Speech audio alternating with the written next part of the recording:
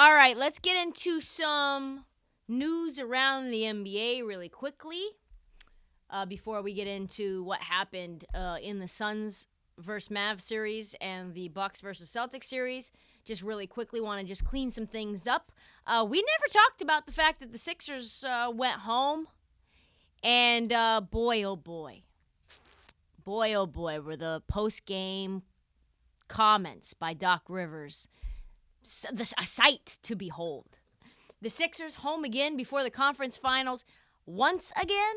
For context, for folks who aren't paying attention to the history of this, the last time Philly won a second-round series was when Allen Iverson did the step over Ty Lue in 2001.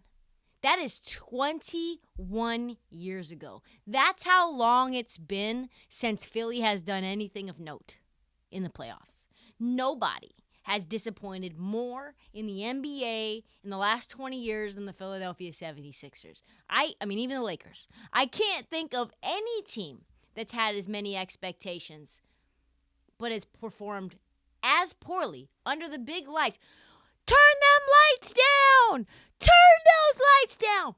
As Philly has. Since 2001, this team has been bounced in the first round or second round 12 times, including 4 times in the past 5 years.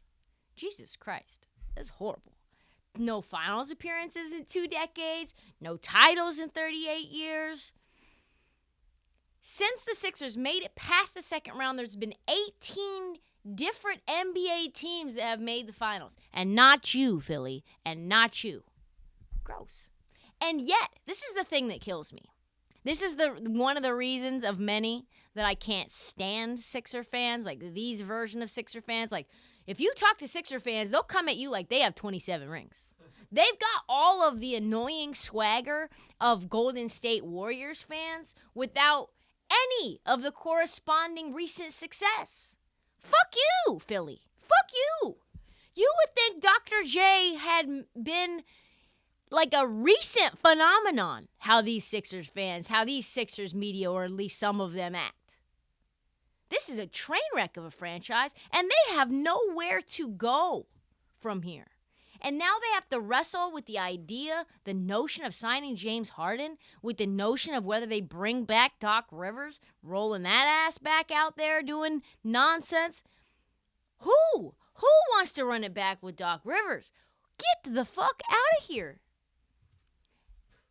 Why do I not like... and Doc Rivers is a fine person. If Doc Rivers, God forbid, was to hear this, I want to preface this by saying, I like him as a human being. He's a nice guy, has a good golf swing. He uses it a lot. Doesn't use it a lot in June, just want to say. Nothing, though, is ever Doc Rivers' fault. You get coaches, when they get bounced, they're like, listen, we weren't ready to go, and that's on me. Monty Williams was out there saying that the Suns lost because I didn't have them prepared. That's my fault. At the end of the day, when it all comes down, it falls on me. Doc never thinks anything's his fault. It's everyone's fault. It falls on all of us. Doc, yes, it's a team game, but at the end of the day, you're the fucking man. You're the leader of the platoon. You are the guy on the front lines. The first person in the firing squad is and only will be you. No matter if it's your fault, no matter if your point guard passed up an open layup or not, falls on you, sir. And the fact that another thing that I don't like, the side road, it's like Doc Rivers is just learning about how bad his reputation is around the NBA. It's like he just stumbled upon Twitter and how everyone thinks about him as being a bad coach. It's like he's just now annoyed to the point where he's addressing these things we've been talking about for 5 years. Doc Rivers, do you know that you've blown 11 straight Game 7s? Something crazy, 11 elimination games? You didn't know that we've been talking about this?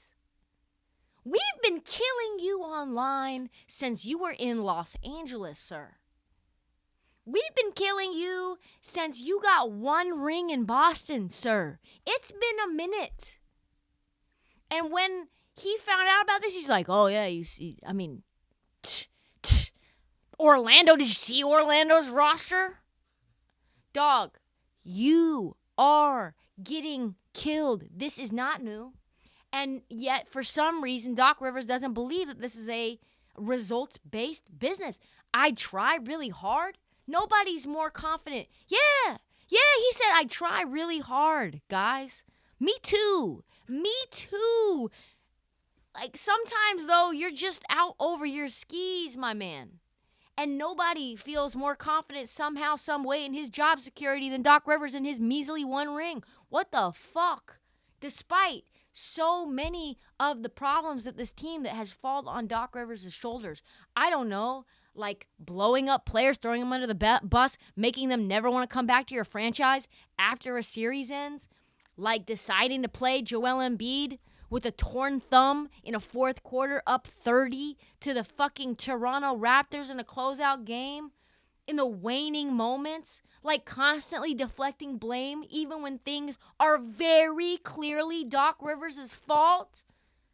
Here is what Doc Rivers had to say after the series ended. It's unreal. I don't worry about my job, Howard. I think I do a terrific job, and if you don't, then you should write it. Because I worked my butt off to get this team here. When I first got here, no one picked us to be anywhere. And again this year, the same thing. So if that's how anyone feels, write it, and I'm going to feel secure about it. It's a results-based business. And that's it is, but you don't do it every year. Every time you're wrong, should you lose your job? No. So it's the same thing, all right? But listen, if you believe that, then go with it. I know what I did this year, and I feel very good about that. But again, if you believe that, Howard, then you just run with it. He also said in the middle of that game 7, I realized the Miami Heat were just a better team than us. What? Excuse me? I do a really good job. I try really hard. This clip, by the way, is amazing. Why is it amazing? Because there's a little bit of Odyssey, intercom, radio, inside the company history here. My man Howard Eskin is the one asking Doc Rivers the question. Howard Eskin, 70-plus years old, been covering the Philadelphia 76ers as a staple for a very long time. Also happens to be the father of WFAN program manager Spike Eskin, and nobody gets under Doc Rivers' skin more than Howard Eskin. Howie won't even refer to Doc as Doc. He calls him Glenn. He refuses to say the word Doc Rivers because there's only one Doc in Philadelphia, and that's Dr. J. Holy shit. And Spike, his son, told me, you can feel when my dad's about to ask a question to a coach because all of the life drains out of their face before he even asks said question. The only thing left that Doc has is the fact that Daryl Morey doesn't want to fire outwardly. Listen, Daryl Morey doesn't want Doc Rivers on this as his coach. We know that. We know who Daryl Morey wants. It's not a secret. He wants Mike D'Antoni. Embiid wants Mike D'Antoni. James Harden wants Mike D'Antoni. Is Mike D'Antoni the right fit? I don't fucking know. Probably not.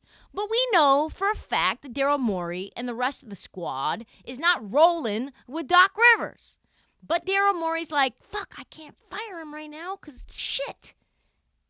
But Daryl Morey says he's going to keep Doc Rivers. The Doc Rivers is a long-term coach for the Philadelphia 76ers. And if you believe that, given what we've heard and what we know about Daryl Morey, who is a fucking liar, I have some beachfront property in Montana to sell you.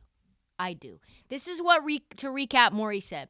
He's a great coach. I love working with him. I feel like I'm learning from him. I think Elton Brand and I make a very good team. We're going to see where this journey takes us. But we feel very good about where it's going to take us. It's going to be where we have a very good chance to win a title. Pause. And that's a lie. People in the know think Doc Rivers is headed to the Lakers because why? Doc Rivers loves nothing more than sunny weather and good golf courses, and Philadelphia has fucking neither. And the Sixers are only waiting around because they want to figure out a way to finagle the Lakers to give them something back, to get rid of a guy they already want to get rid of. They want the good old Doc Rivers gets traded from Boston to LA thing. Like, just do it again. Let's just do it again 16 years later, folks. The problem is that the Lakers have almost no trade assets to move. To add insult to injury, Ime Udoka is the third coach to leave the Philadelphia 76ers as an assistant coach since 2016 and make the conference finals in his first 2 years as a head coach. Yikes. That's Mike D'Antoni, that's Ime Udoka, and that's Monty Williams. Will Doc be back in Philly? I fucking hope not.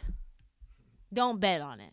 But what's that old saying? Like, the definition of insanity is doing the same thing over and over again, thinking the results are going to be different. We know this Philadelphia fan base is insane.